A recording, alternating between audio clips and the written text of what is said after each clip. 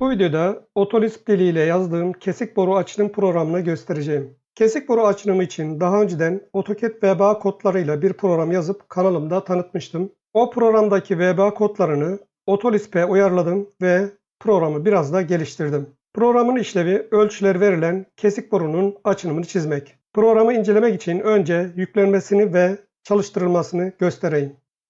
Programı yüklemek için upload komutunu veriyorum. Programın olduğu klasörü açıyorum ve LX dosyayı seçiyorum. Sonra load. Böyle bir uyarı çıkıyor. Yüklemek için iki seçenekten birini kullanmamız gerekiyor. Bu uyarı tekrar gelmesini istiyorsak bu seçeneği kullanacağız. Tıklıyorum. Başarıyla yüklendi. Burayı kapatabilirim. Komut satırında programla ilgili bazı bilgiler görünüyor. Program yüklendi. Başlatmak için KBA komutu verilecek. Komutu veriyorum. KBA, Enter. VBA programa benzer bir pencere açıldı. Bu pencere üzerinde kesik boru ölçülerini ve açılarını ayarlayıp açılımı çizebiliyoruz. Ölçüleri değiştirmiyorum. Varsayılan ayarlarla bir çizim yapacağım. Açılımı çiz.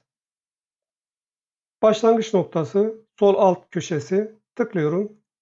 Açılım çiziliyor. Pencere tekrar önümüze geliyor. Açılım çizdikten sonra bu pencerenin kapanmasını istiyorsak bu seçeneği kullanabiliriz. Belirtilen ölçülerde açılım çizildi. Ölçülendirmesi de yapıldı. Ölçüleri değiştireceğim. Ölçü değiştiğinde burada ön izlemesinde de değişiklik gerçekleşiyor. Soldaki yükseklik sağdaki yükseklikten daha fazlaysa kesim açısı diğer yönde oluyor. Burada verilen ölçülere göre açılar otomatik olarak hesaplanıyor. İstersek buradaki açıyı değiştirebiliyoruz. Örneğin 30 derece. Bu durumda borunun sağ kenar yüksekliği otomatik hesaplanıyor. Bölüntü sayısını buradan değiştirebiliriz. Kaydırma çubuğuyla ya da elle girebiliriz. Bu ayarlar ile bir çizim yapacağım. Açılımı çiz. Başlangıç noktası tıklıyorum. Belirtilen ölçülerdeki açılım çizildi. Bazı ölçüler çizim üzerinde yerleştirilmiş durumda. İstenilen sayıda bölüntü çizgileri çizilmiş. Komutu tekrar girmek için KBA, bölüntüleri de ölçülendirmek için bu seçeneği kullanıyorum. Ölçüleri değiştirmiyorum. Açılımı çiz. Evet, bölüntülerin üzerine ölçüler yerleştiriliyor. Diğer ölçüler de verilmiş durumda.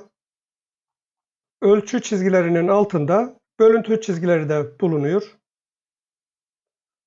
Komutu tekrar veriyorum. Daha büyük ölçüler gireceğim.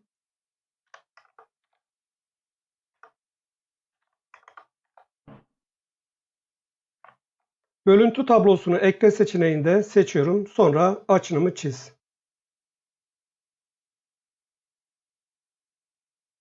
Evet, belirtilen ölçülere göre açılım çizildi. Ayrıca buraya kesim tablosu oluşturuldu. Her bir bölüntü uzunluğu burada tablo üzerinde yerleştirilmiş durumda. Çizim nesneleri ayrı katmanlara aktarıldığı için kolaylıkla gizlenebilir. Buradaki listeyi açıyorum. Örneğin açılım ölçüsünü kapatıyorum.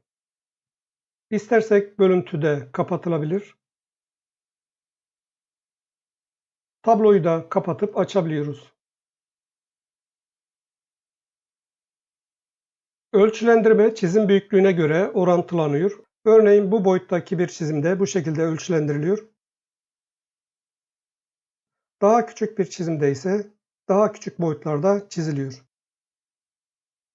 Bir deneme daha yapacağım. Ters yönlü kesimi deneyeceğim.